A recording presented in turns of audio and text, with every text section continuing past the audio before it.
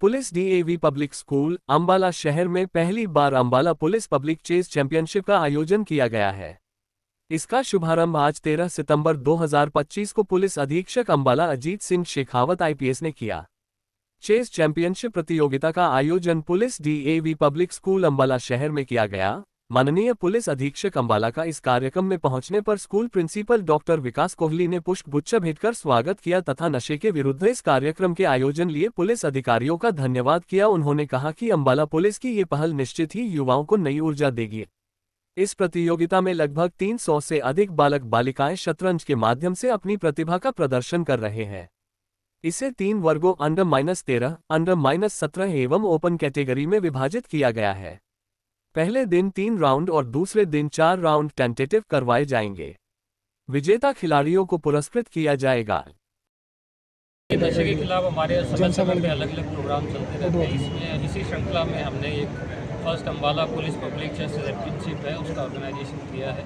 इसमें 300 से ज़्यादा बच्चे हैं जिनका हमने यहाँ पर रजिस्ट्रेशन हुआ है जो ये गेम खेलेंगे और इनको विभिन्न प्रोत्साहन के तौर पर पुरस्कार भी मिलेंगे। और हमारी आशा रहेगी कि ये बच्चे हैं जो इंडोर स्पोर्ट्स और आउटडोर स्पोर्ट्स से जुड़े और नशे के जुड़ने की जो प्रवृत्ति है उनमें कम हो। पीछे से कई अवैध नशा मुक्ति केंद्र भी पकड़े गए, क्या कुछ उसको लेकर भी संज्ञान लिया गया? देखिए, पुलिस डिपार्टमेंट की तरफ से नशे के खिलाफ एक मल्टी प्रॉन्ग स्ट्रेटजी जिसको कह सकते हैं कि एक तो है कि जो नशे की सप्लाई करते हैं उन लोगों को पकड़ने की एक हमारी मुहिम रहती है, परंतु उसका दूसरा पहलू भी है कि जो बच्चे हैं वो नशे की तरफ आकर्षित भी ना हो। उस मुहिम को चलाने के लिए हमारे लिए नशा मुक्ति प्रोग्राम भी चलते रहते हैं। साथ में जब हमारी टीम फील्ड पे दौरा करती है और विभिन्न गाँवों में जाके वार्डों में जाके घर घर पे सर्वे करती है तो उन सर्वे से हमें जानकारी मिले कि जो नशा मुक्ति केंद्र है कुछ अवैध तौर पे भी यहाँ पे अंबाला शहर में या अंबाला गाँव में चल रहे थे। तो 2 ऐसे नशा मुक्ति केंद्र हैं वो हमें अवैध तौर पे चलते हुए मिले थे।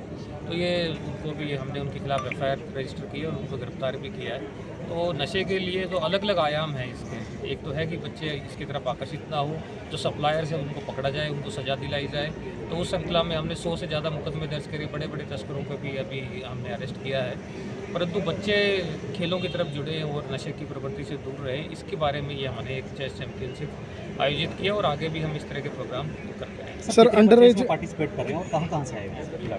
ये हमने इसको जो टूर्नामेंट है केवल अंबाला शहर तक के लिए सीमित रखा था, अंबाला ज़िले तक ही सीमित रखा था। इसमें 300 से ज़्यादा बच्चों ने पार्टिसिपेट किया है और हमें क्योंकि हमारी ये कैपेसिटी थी तो इसलिए हमें रजिस्ट्रेशन को क्लोज़ करना पड़ा।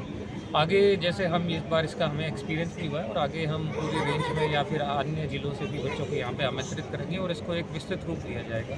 ये हमारी पहली प्रयास है और इसमें भी हमें बड़ी अच्छा रिस्पॉन्स मिला। सर, अंडर एज बच्चों में 2 व्हीलर्स का क्रेज़ काफ़ी बढ़ रहा है, तो उसको लेकर भी कोई अवेयरनेस?